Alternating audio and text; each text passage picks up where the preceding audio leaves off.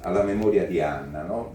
Quello che veniva, mentre prima poteva essere l'archivio, la biblioteca in quanto tale, no, invece, e ringrazio davvero Luisella, credo che la dicitura centro di documentazione e lettura raccoglie davvero la figura di intellettuale di Anna Castellini, perché Anna era un intellettuale, lo vedete qui, sono raccolte le sue pubblicazioni.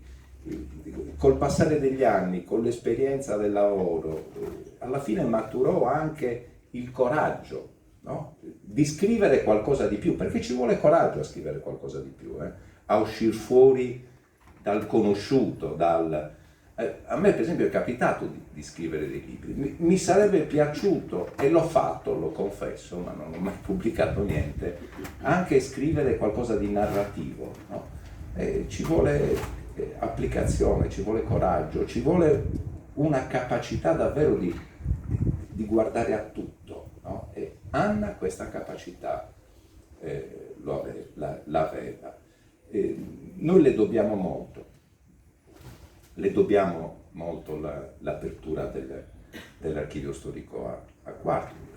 Non era semplice. Mi piace ricordare chi aiutò in quella fase, oltre al sindaco Cotlias, c'è qui Gino che saluto con affetto, ma c'erano altri, c'era Gavino Satta, c'era Franco Turco, il povero Diego Cogoni che ci è mancato qualche mese fa, che Gianfranco Loria, il funzionario comunale che seguiva appunto questa.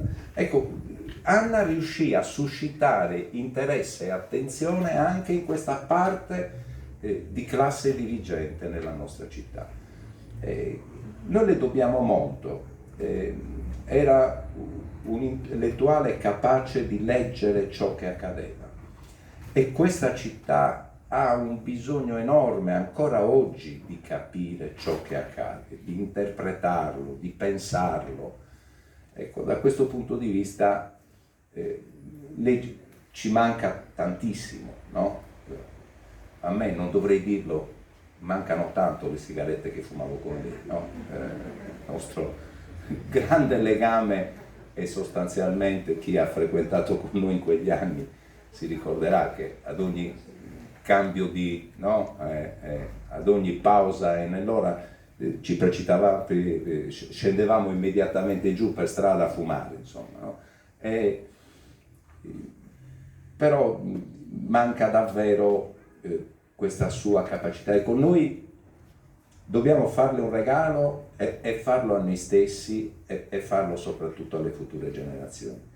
Prendere esempio da questa sua generosità nei confronti della sua città per continuare nel lavoro che lei aveva iniziato.